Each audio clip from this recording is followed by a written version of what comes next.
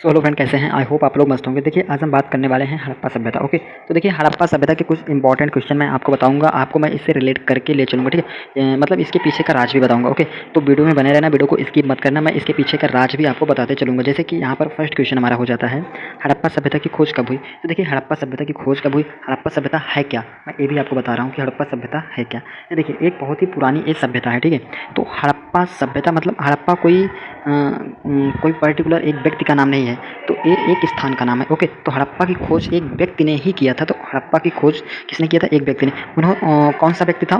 दयाराम साहनी थे। ओके, दयाराम साहनी ने 1921 में हड़प्पा की खोज किए थे। ओके, हड़प्पा की खोज ये कहाँ पर स्थित है?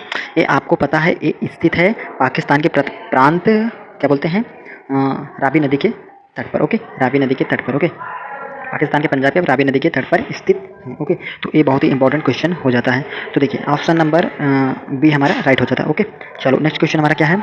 हड़प्पा सभ्यता की जानकारी के मुख्य स्रोत क्या है? हड़प्पा सभ्यता की जानकारी का मुख्य स्रोत मतलब कहने का मतलब है कि हड़प्पा सभ्यता की जानकारी कैसे हुई भाई? हड़प्पा सभ्यता की जानकारी कैसे हुई, तो मैं बता दूं, हड़प्पा सभ्यता की जानकारी खुदाई में प्राप्त अवशेष। अब देखिए, अवशेष क्या होते हैं? अवशेष जैसे कि जीवाश्म हो गए ना, तो ये सब अवशेष ही होते हैं। जैसे कि करोड़ों वर्ष पहले हमारी पृथ्वी पर भी जीवन यापन होता था, तो वहाँ क्या बोलते हैं, कुछ ऐसा समय आया कि सभी लोग नष्ट हो गए, तो उनका जीवाश्म अभी भी खुदाई करने पर मिलते हैं कुछ, ठीक है? तो उसी को बोलते हैं अवशेष। ओके, समझे? तो ऑप्शन नंबर बी हमारा राइट हो जाता है। तो इसी तरीके हड़प्पा सभ्यता में भी अवशेष मिले हैं, उसी से खुदाई के तरीके से। ओके, खुदाई के तरीके से अवशेष प्राप्त हुए हैं, वहाँ पर भी जीवन यापन होता था। राइट, तो ऑप्शन नंबर बी करेक्ट। चलो आगे देखते हैं। तो क्वेश्चन नंबर 3 हमारा क्या है? हड़प्पा सभ्यता के लोग किस धातु से परिचित नहीं थे? तो हड़प्पा सभ्यता के लोग किस धातु से परिचित नहीं? देखिए, तांबा, सोना, कांसा ये सब तो थे, लेकिन लोहा नहीं था, तो लोहा धातु से परिचित नहीं थे। ओके, चलो ऑप्शन नंबर ए राइट। चलिए आगे देखते हैं। देखिए, वर्तमान में हड़प्पा और मोहनजोदड़ो किस देश में है? तो किस देश में है भाई? पाकिस्तान में। अभी मैंने आपको पाकिस्तान के प्रांत जिले में बताया। ओके, रावी नदी के तट पर स्थित है। ओके, हड़प्पा सभ्यता। ओके, तो देखिए, तो ऑप्शन नंबर हमारा क्या हो जाता है? ऑप्शन नंबर सी हो गया। Okay, option number C right. चलिए आगे देखते हैं। आगे देखते हैं ऑप्शन नंबर सी। हाँ, एक बात याद रखना, हड़प्पा और मोहनजोदड़ो किस देश में स्थित है? ये दोनों की बात हो रही है, हड़प्पा और मोहनजोदड़ो की बात। मोहनजोदड़ो का एक नाम अलग से भी है। मोहनजोदड़ो का एक नाम है मृतकों का टीला। ओके, मृतकों का टीला। ओके, ये भी याद आपको रखना है। चलिए आगे देखते हैं।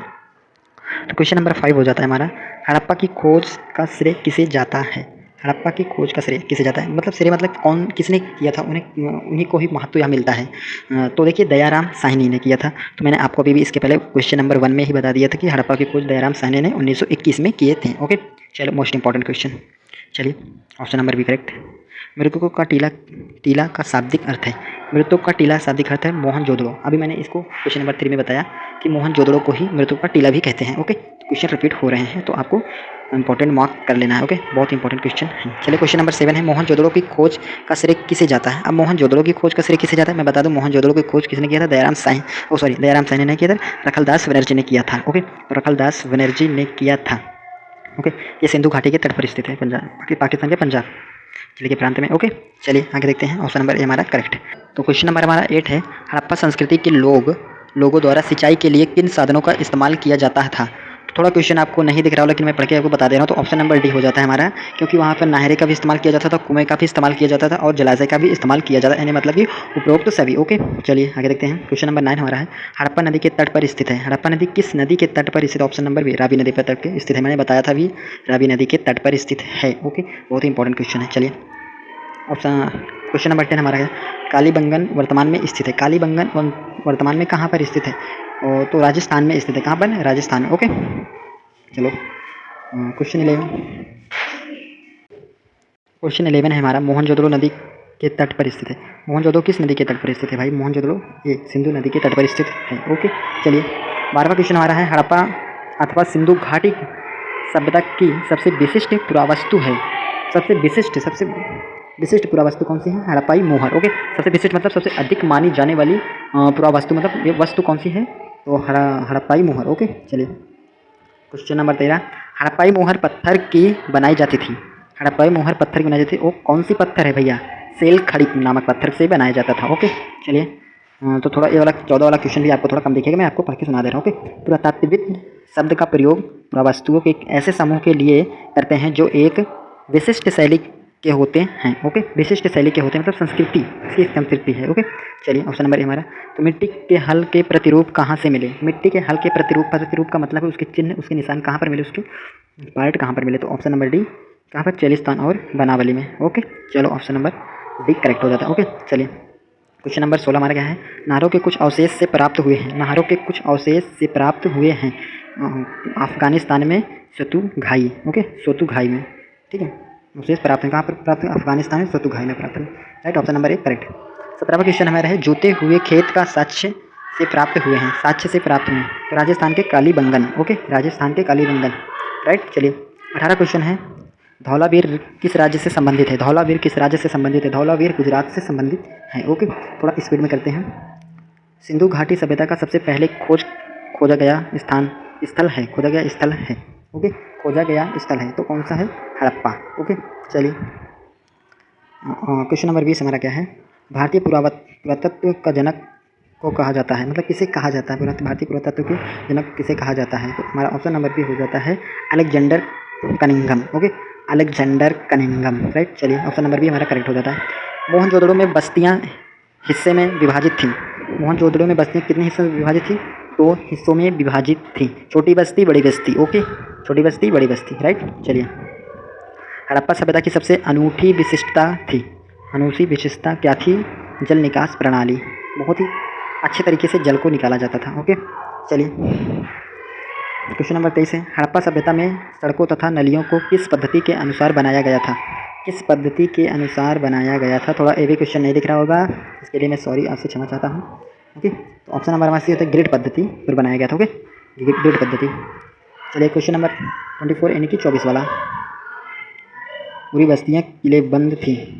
ठीक है, यहाँ पर और डेड डैश में पूरी बस्तियाँ किलाबंद थी। बी ऑप्शन हो जाता है मांड और लोथल में पूरी बस्तियाँ किलेबंद थी। ओके, चलिए आगे देखते हैं 25 क्वेश्चन मोहनजोदड़ो का निचला शहर भवनों का उदाहरण था। क्वेश्चन नंबर 6 आवासीय भवन। ओके, 26 क्वेश्चन में देखते हैं मोहनजोदड़ो में लगभग कुएँ थे। कितने कुएँ थे? ऑप्शन नंबर सी 700 कुएँ थे। ओके, 27 क्वेश्चन हड़प्पाई बाट किस पत्थर से बनाई गई? हड़प्पाई बाट किस पत्थर से बनाई गई? तो आपको पता होगा बी ऑप्शन में चट नामक पत्थर से बनाया गया था। ओके, हाजा पक्षी रेडस था। हाजा पक्षी क्या था? बी मोर था। ओके, तो हाजा पक्षी कौन था? मोर था। राइट, चलिए आगे देखते हैं मेसोपोटामिया के लेख डेडेस को नाविकों का देश कहते हैं। Option number A Meluha. Okay, Meluha को नाविकों का देश कहते हैं। क्वेश्चन नंबर 30 हमारा है मगान नामक किस क्षेत्र के लिए प्रयुक्त किया जाता था? किस क्षेत्र के लिए प्रयोग किया जाता था? ऑप्शन नंबर बी हो जाता है Oman. Okay, option number B हो जाता है ओमान। 31 क्वेश्चन हो जाता है फायांस के लघुपात्र डेडेस से प्राप्त हुए हैं। फायांस के लघुपात्र डेडेस से प्राप्त हुए हैं तो ऑप्शन नंबर डी हो जाता है मोहनजोदड़ो और हड़प्पा। ओके, मोहनजोदड़ो और हड़प्पा से प्राप्त हुए हैं। 32 क्वेश्चन हो जाए। ओके, 32 क्वेश्चन डेडेस एक छोटी सी बस्ती थी जो पूरी तरह शिल्प उत्पादन से संलग्न थी। तो कौन सी थी? वो हमारा है चहुदंडो। ओके, चहुदड़ो। राइट, चलिए 23 क्वेश्चन है वहाँ। ओके 33 क्वेश्चन है निम्नलिखित में से क्या शिल्प कार्य के अंतर्गत नहीं आता है? क्या शिल्प कार्य के अंतर्गत नहीं आता है? तो ऑप्शन नंबर बी हमारा होता है शिकार करना। ओके, ऑप्शन बी हमारा हो जाता है शिकार करना। राइट, 34 क्वेश्चन हो जाता है हमारा निम्नलिखित में से क्या मनके के निर्माण में उपयोग में लाया जाता था? क्या मनके मतलब मटका। ओके, मटके को निर्माण में क्या उपयोग लाया जाता था? ऑप्शन नंबर हमारा ई हो जाता है उपरोक्त सभी। क्या लाया जाता है? कार्नेलियन और जैस्पर, कबाल्टज और सेलखड़ी, तांबा और कांसा, सोना, साग, फायांस और पक्की मिट्टी, ये सभी लाए जाते थे। तो 35 क्वेश्चन हमारा छेद करने के उपकरण को कहाँ से मिले हैं? छेद करने के उपकरण कहाँ से मिले हैं? ऑप्शन नंबर डी हो जाता है उपरोक्त सभी, यानी कि धौलावीर से मिले हैं, चौहंदड़ों से मिले हैं, लोथल से। ओके, तो ऑप्शन नंबर डी हमारा करेक्ट हो जाता है। राइट, चलिए आगे देखते हैं। तो 36 क्वेश्चन हमारा है एक मुलायम पत्थर है। कौन सा मुलायम पत्थर है? ऑप्शन नंबर सी सेलखड़ी एक मुलायम पत्थर है। 37 क्वेश्चन हो जाता है निम्नलिखित में से कौन सी बस्तियाँ समुद्र तट के समीप स्थित थी? समुद्र तट के समीप कौन सी बस्तियाँ स्थित थी? नागेश्वर और बालाकोट। ओके, चलिए 38 क्वेश्चन है पुरातात्विविदों ने किस क्षेत्र से मिले साक्ष्यों को गणेश्वर जोधापुर संस्कृति का नाम दिया था? थोड़ा क्वेश्चन आपको नहीं दिख रहा होगा, इसके लिए मैं पढ़ दे रहा हूँ फिर से एक बार। ओके, पुरातत्वविदों ने किस क्षेत्र से मिले साक्ष्यों को गणेश्वर पूरा सांस्कृतिक नाम दिया था। ओके, ऑप्शन नंबर हमारा बी हो जाता है खेतड़ी से मिले साक्ष्य। ओके, तो ओमान से क्या लाया जाता था? ओमान से क्या लाया जाता था?